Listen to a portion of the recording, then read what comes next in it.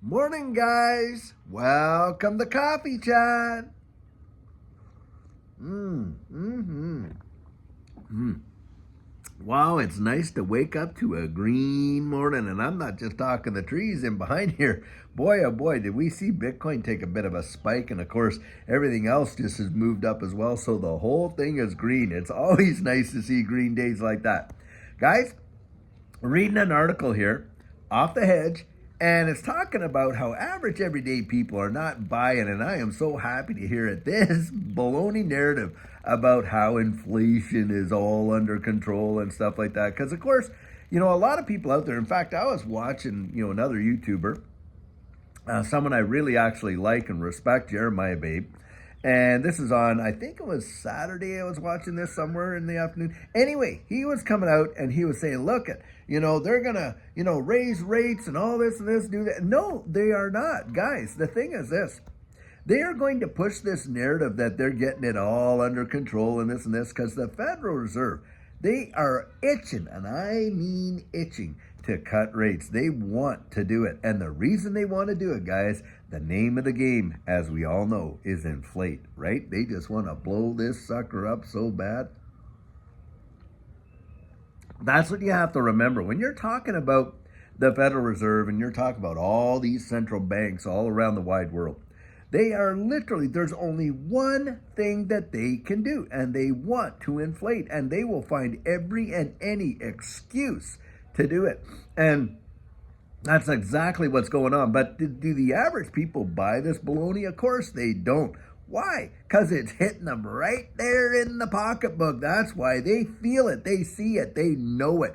There's no pulling the wool over their eyes any longer. Guys, when everything's rosy, maybe you can pull the wool over people's eyes and stuff like that. But when you're out there and you're watching tens of thousands of people losing their jobs and not even being able to go out there and find a part-time one because all the places you would go, like Walmart and Chipotle and McDonald's and all these and this, these guys are also cutting and not hiring. And boy, does that ever tell you anything. And when you see the absolute nailed, when you get nailed at the grocery store and you get nailed at the gas pump and wherever you go, the prices are up, up, up. In fact, I was hearing that, I think it was, let me just see, I think it's in California where they just raised, the minimum wage to something like 20, 21 bucks, something like that.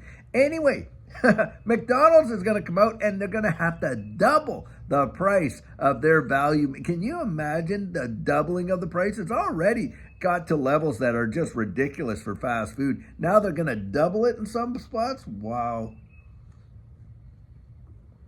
That is truly something else. I don't know how many people can afford. And guess what? What's going to happen when they double those prices to absorb the cost? Do you think that as many people are going to be out there spending like they did before? No, they're not. And what's that going to happen? Well, lower demand, where there's that lower demand, guys, because of the higher price, hey, they're not going to need as many staff anymore. And what's that going to do? Well, of course, they're going to lay people off, aren't they? And stuff like that. Maybe a lot of these 24-hour stores are not, restaurants, drive-thrus and that aren't going to be open 24 hours anymore.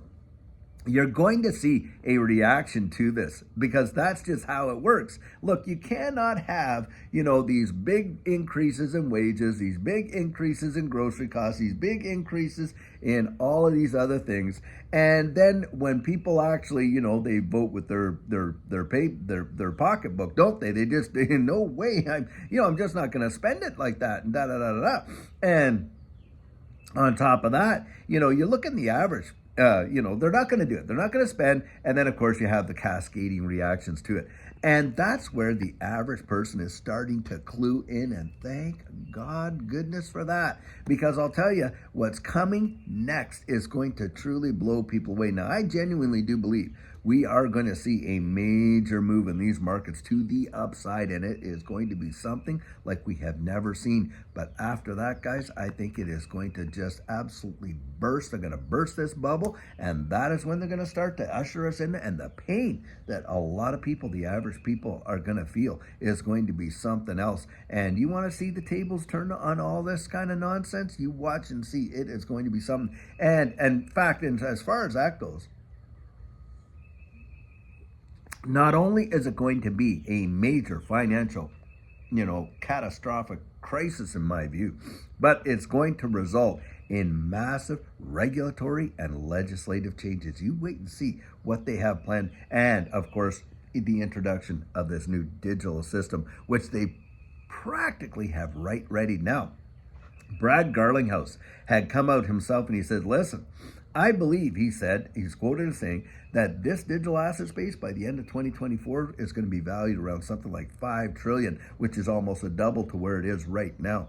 And on top of that, he genuinely believes we're going to get regulatory clarity like we haven't seen yet in this space by the end of the year. Now, that will be truly something. Now, I do think we could see something like that when it comes to stablecoin legislation. I absolutely believe that. Now, with respect to the rest of it, who knows? But one thing I think is going to happen is we're going to get a resolution to this Ripple versus SEC lawsuit. That's for sure. I really do believe that. They are not kicking this can too much further down the road. And it would not surprise me if into May and June we see some sort of real turn in this case in a big way. And I don't believe for a second that the SEC is going to get their $2 billion price tag fine, because I don't think it measures up. Number one, where's the disgorgement? Who's suffering? Most people that have ever got into XRP right now are in profit. The majority of them, and especially all of these institutional ones that bought way back when, they're all in profit. Who was harmed? And if no one was harmed, hey, why? How can you charge the interest? And having said that, the institutional sales, a lot of them did happen outside of the country. And so I really don't believe for a second they're going to get the penalty that they want. Now, having said that, I do believe the penalty will be historic in the sense that it's not going to be $2 billion. Maybe it's something like a couple hundred million is what I think it is. And that's a sneeze. That's a sneeze for Ripple to come out and actually take care of that. And I think they will. I think this whole thing's going to get put to bed, and it is going to send it. That's what I genuinely believe is going to happen. And guys, boy, are we living in some very exciting times. Yes, volatile. Yes, disturbing in some ways too, true. But exciting times because we're watching it. We're here to witness a historic transformation that most people could not even have imagined taking place.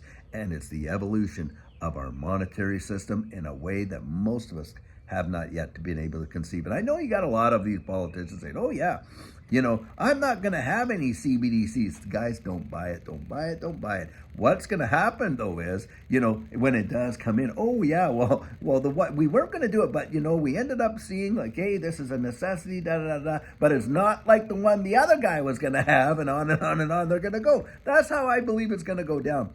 But you just stay on top, keep yourself sharp, and I'm so happy to hear a lot more people are waking up to the truth and not buying this narrative that's coming down the pike. I'll tell you that right now.